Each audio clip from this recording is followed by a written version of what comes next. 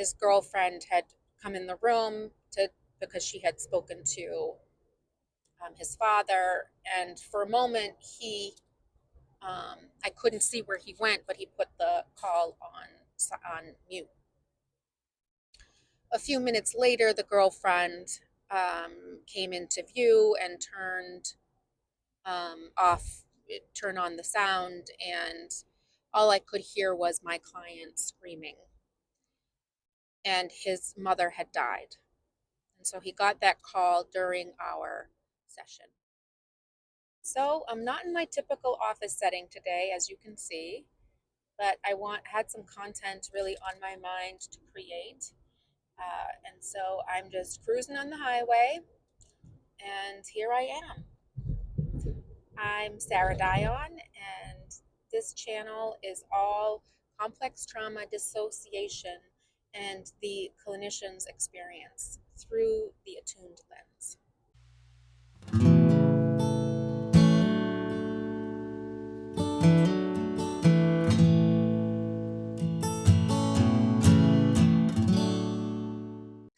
Today, I really want to talk about a session that I recently had that was the most emotionally difficult session I think I've ever had. And that says a lot since I've been in the mental health field for 19 years. The reason I want to share about it is because I want to talk about what happened, how it affected me, and also how I might provide supervision to a clinician experiencing a similar situation. So I am working with a client. Recently I was working with one of my clients who I have been seeing for about 9 years now. We have a very sturdy clinical bond, and he has DID, serious complex trauma, and one of the major challenges he has is around his mother and his relationship with his mother, as so many survivors have when we grow up with a narcissistic parent and narcissistic abuse. And it was at the very beginning of our call, of our virtual session, and his girlfriend had come in the room because she had spoken to his father, and for a moment I couldn't see where he went, but he put the call on mute. A few minutes later, the girlfriend came into view and turned on the sound, and all I could hear was my client screaming. And his mother had died. And so he got that call during our session. And hearing his screaming was difficult. Me living with complex trauma, also around my parents and parental neglect and narcissistic abuse, um, it just hearing those screams and that pain was a lot. It was a lot. I was able to be steady within my body and my mind. And what I did was, I said to the girlfriend, I will stay on. I'll stay on in this session, and I'll stay right here. And you let me know what you need to do. Do you want to go to him? Do you want to sit here with me? What would you like to do? And so she went to him out of the my view, and I continued to hear him screaming, and it was just so heart wrenching and sad. And in those moments when we're working with clients with extraordinary grief, and they're experiencing that, a wave of it with us in session, it's hard.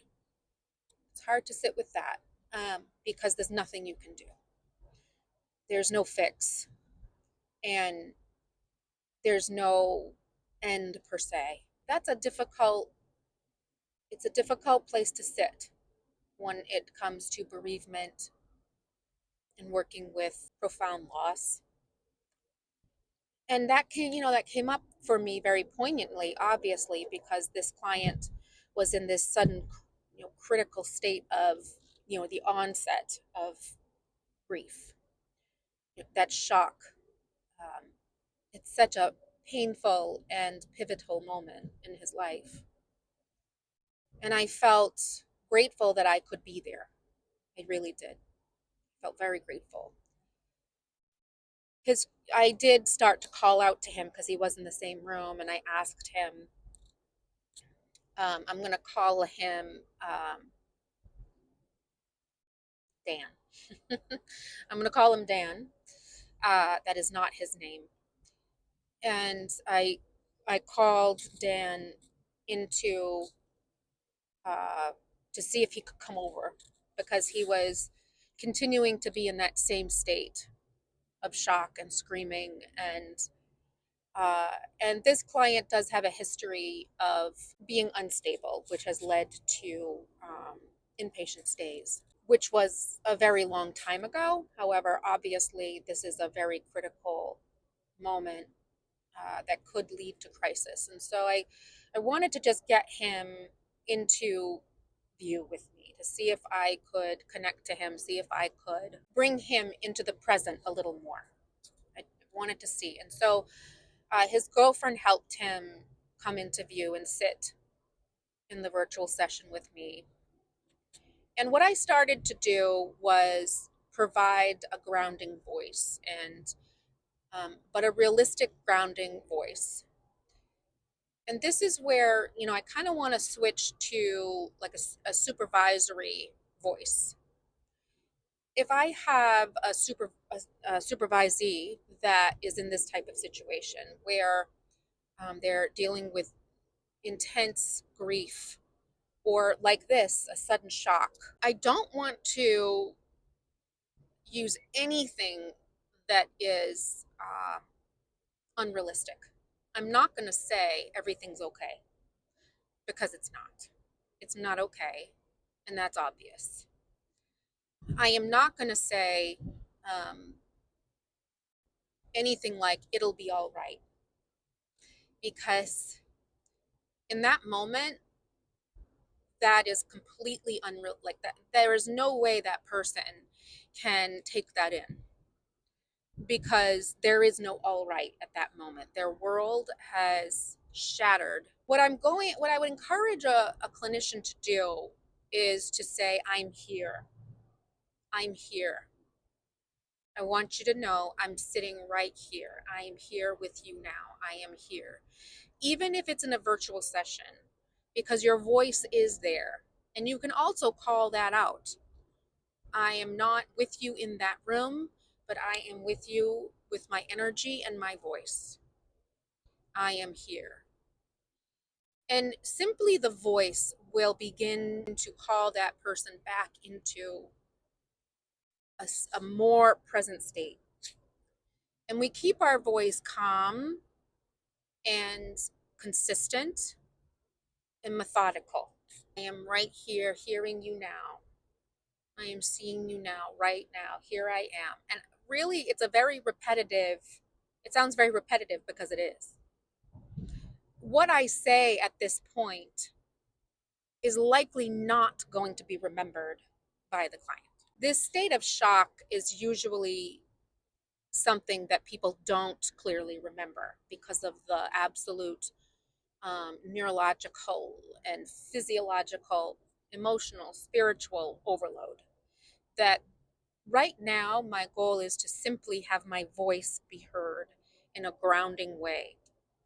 My goal is to reach for their nervous system and help that nervous system begin to settle. It was a good sign. It was a really good sign that my client, that Dan, actually asked for ice and I didn't have to encourage him to do that. That showed me rational thinking.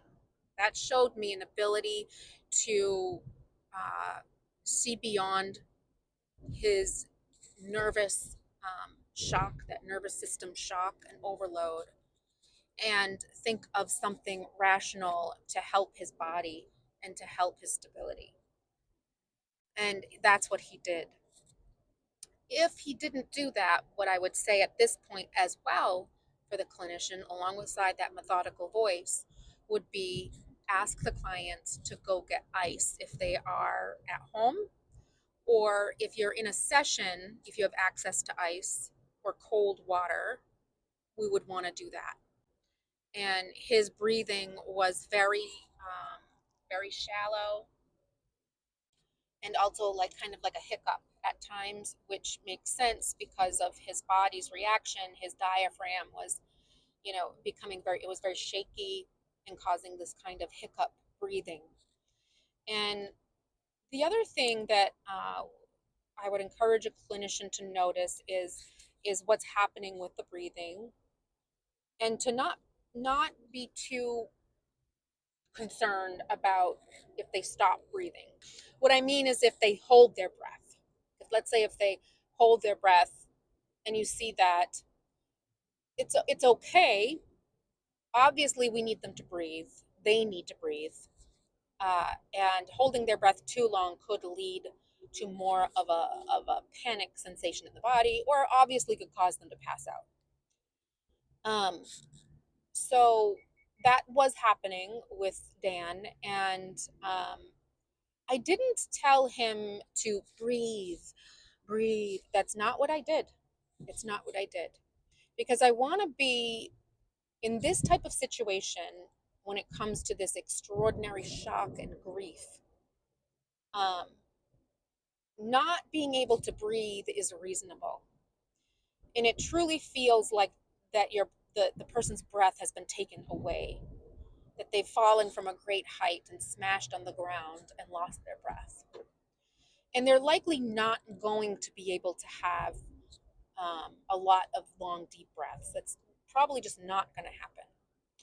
And so what I did instead was, when he wasn't breathing, when when his breath was out of his body and he couldn't take it back in, I said, I know it feels like you can't breathe right now.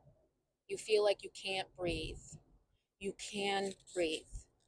You can breathe. And first I said that. Before I encouraged him to breathe, that's what I said. And I was methodical about it. So what this does, again, is bringing the client present.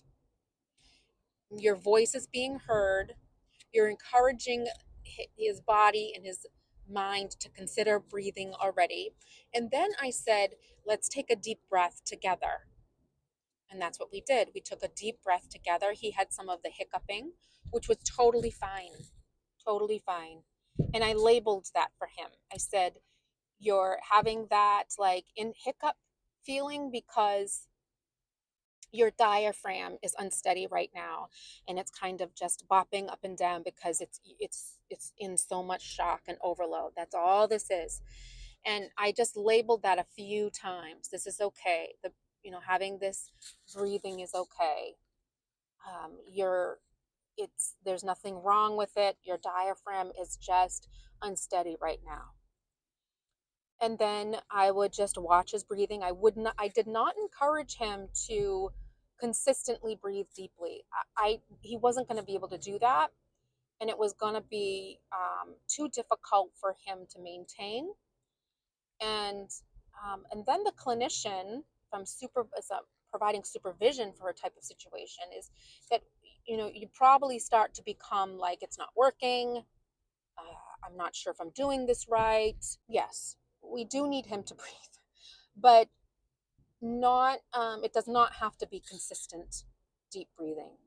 In fact, the client may simply hyperventilate at that point. So what I did was I would just keep an eye on his breathing again, and I would notice when he was either holding his breath in or he couldn't take a breath, and I'd label it again. And again, we would take a deep breath together, and then he would simply try to do it on his own for a little while, with the hiccuping sensation and that action of the diaphragm. And again, I would label it. It was a lot of methodical labeling an encouragement as in you can breathe. Um, so with a clinician, I would encourage them to just get them to take that one deep breath and then let them handle their breathing. We don't need to say continue breathing, because it's okay. It's okay. Whatever happens is okay. We're just going to monitor it. For a clinician, this could be a really scary situation to be in. He's virtual. I'm not right there with him. He just got his phone call that his mother died. I know Dan really well. However, I was also confident that I could support him.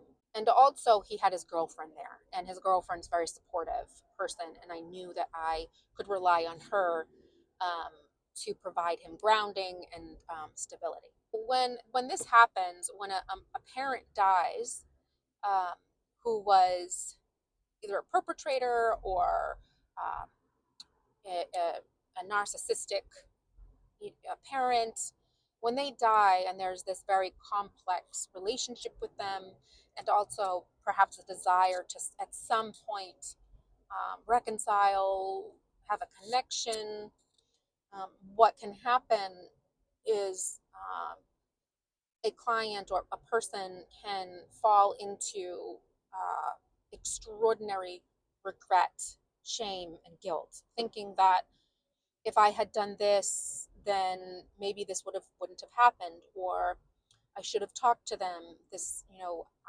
I messed up. I didn't talk to them. This is it's my fault. I'm going to live with this forever. Like, all of this narrative can just start spilling into their nervous system. And I say it spills into their nervous system and not just into their mind, because sure, they have those thoughts, but the problem is that those thoughts activate the whole body, and they have this nervous system response to these thoughts, and can be so damaging and debilitating for people. And that can happen. That usually happens quickly, and that was happening for Dan. And I said to him, I know that you're thinking that. I understand you're thinking that now. And I know that you did everything you could to create a connection, and it didn't work, and it was never going to work. I know that that sounds a bit brutal to say it was never going to work, but that was the truth. I continued to reiterate that when he began to say things that indicated he was feeling that guilt, and that, oh my gosh, I messed up, I can't believe it, like that those, repeating that narrative. And I would again revisit it. You did all of the things that you could do, and none of them worked, because it wasn't going to work, and it was never going to be different. That reality, that truth, has got to be reestablished, because just because a person dies doesn't mean that they that anything was going to change if they had lived. Doesn't mean that at all. But somehow in our mind, and this is so frequent and so painful, when a person dies, it somehow becomes like, no, it could have happened. It really could have happened, even though when they were alive, we knew that it wasn't going to happen. I want to touch on now my emotional responses. So, and how I might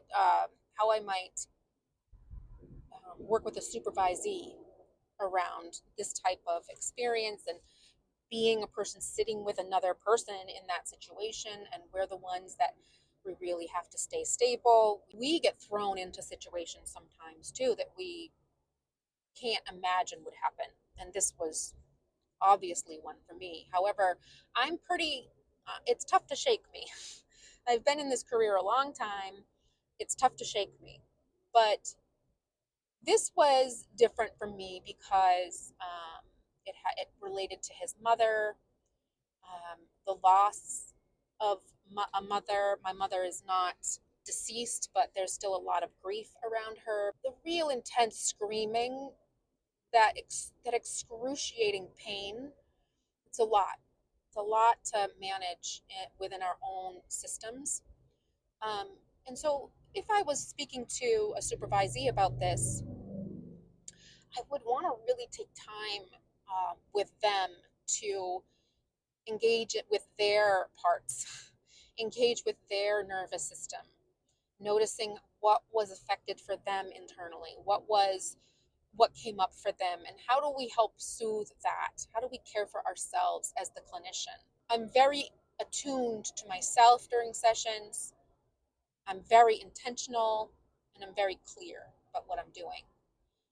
So I knew that I had to attune myself to me. Like I had to really center into my body. I had to be methodical. I had to be extremely calm, grounded. Yet I also knew what was happening, that I was being affected. I could tell that that was happening. And I just noticed it. I just noticed that it was coming into my system. I could feel myself being, emotionally disturbed. I took time for myself after, but I also called my therapist because I needed time to uh, process, and I needed to touch into the parts of me that were affected and release any energy that I took on, right? So I needed to do that. And so this is a suggestion to clinicians. If you have a session like that, sometimes if your supervisor doesn't provide that type of grounding or uh, working with your parts and your responses, then you really need to see a therapist to work that out. You don't want to let it go. We need external connection in order to fully engage in our internal world. So if your supervisor isn't the person that you can do that type of deep processing with, then go to your therapist.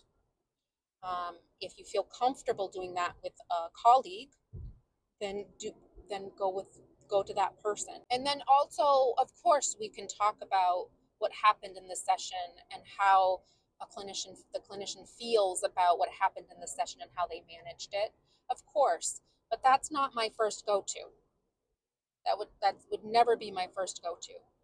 And I think a lot of supervisors would agree because it was a really tragic moment. I think I said everything I wanted to capture in this video. If I didn't, if I go back and see it, I may make a follow-up video. If you have questions, please comment. I would love to hear your questions.